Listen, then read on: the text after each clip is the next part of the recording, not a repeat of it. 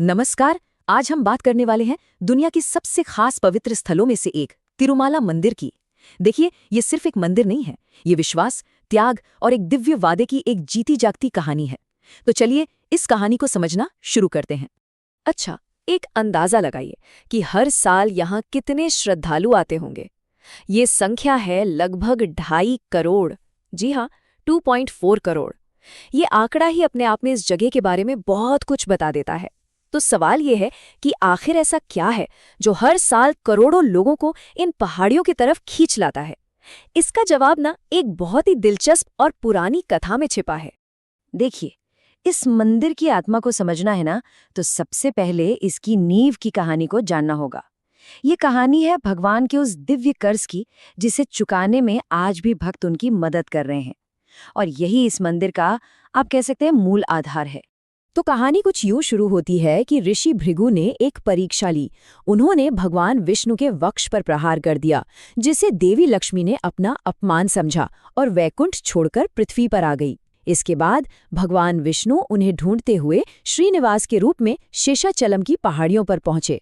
वहां उन्हें राजकुमारी पद्मावती से प्रेम हुआ, जो असल में लक्ष्मी जी का ही एक अवतार थीं। लेकिन इस शाही शादी के लिए पैसे तो चाहिए थे, इसलिए श्रीनिवास ने धन के देवता कुबेर से एक बहुत बड़ा कर्ज लिया और उन्होंने वादा किया कि वो पृथ्वी पर ही रहेंगे और कलयुग के अंत तक अपने भक्तों का उद्धार करते हुए ये कर्ज चुकाते रहेंगे। तो भगवान की यहाँ मौजूदगी का एक बहुत बड़ा मकसद है। ये जो बात यहाँ लिखी है, ये साफ साफ दिखाती है कि ये तीर्थ यात्रा सिर्फ एक यात्रा नहीं, बल्कि कलयुग में इंसानियत के उद्धार के लिए भगवान की जो प्रतिबद्धता है, ये उसका एक हिस्सा है। चलिए अब एक तरह से एक वर्चुअल तीर्थ यात्रा पर चलते हैं और मंदिर के अंदर दाखिल होते हैं।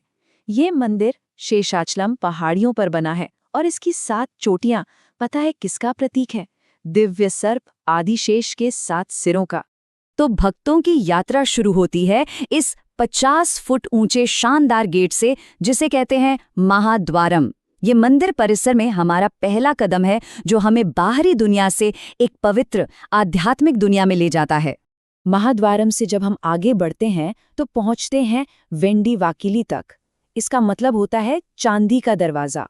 जैसा कि नाम से ही जाहिर है, इसके दरवाजे चांदी से मढ़े हुए हैं और ये हमें मंदिर के और अंदर ले जाता है।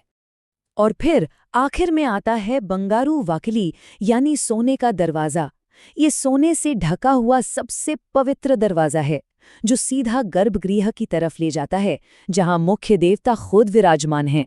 गर्भगृह के ठीक ऊपर जो ये सोने का चमचमाता हुआ शिखर है, इसे कहते हैं आनंद निलयम, जिसका मतलब है आनंद का घर। ये सिर्फ कोई खूबसूरत ढांचा नहीं है, ये मंदिर का धड़कता हुआ दिल है। ये उस जगह को दिखाता है जिसके ठीक नीचे भगवान वेंकटेश्वर की दिव्य मूर्ति है। गर्भगृह के अंदर भगवान वेंकटेश्वर को सिर्फ एक नहीं, बल्कि 5 पवित्र मूर्तियां दर्शाती हैं।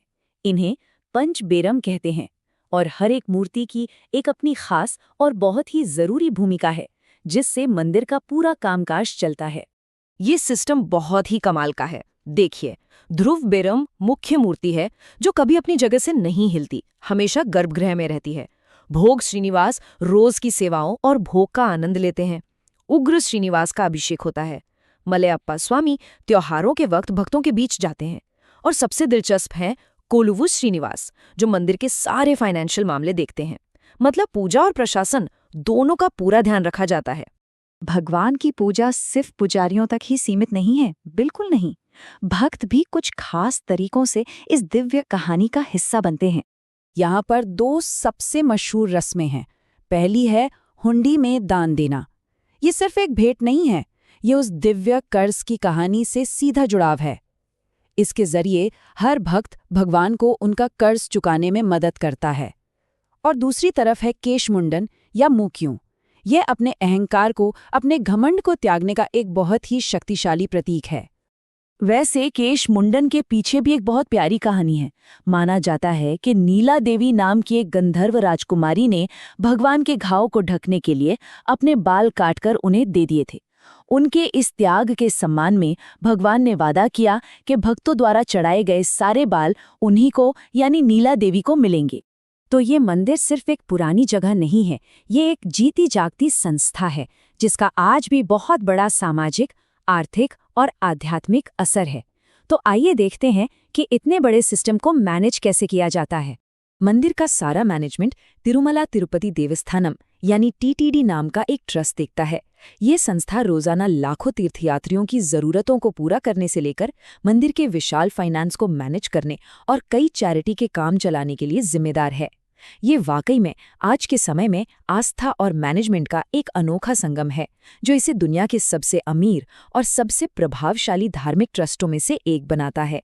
तो ये सारी बातें हमें एक बहुत ही गहरे सवाल पर लाकर छोड़ देती हैं कि हजारों सालों से करोड़ों लोगों ने एक देवता को उनका कर्ज चुकाने में मदद करने के लिए इतनी लंबी लंबी यात्राएं की हैं। ये सामूहिक विश्वास की शक्ति के बारे में क्या बताता है? ये एक ऐसा सवाल है जिसकी गूंज इन पवित्र पहाड़ियों से कहीं ज्यादा दूर तक जाती है।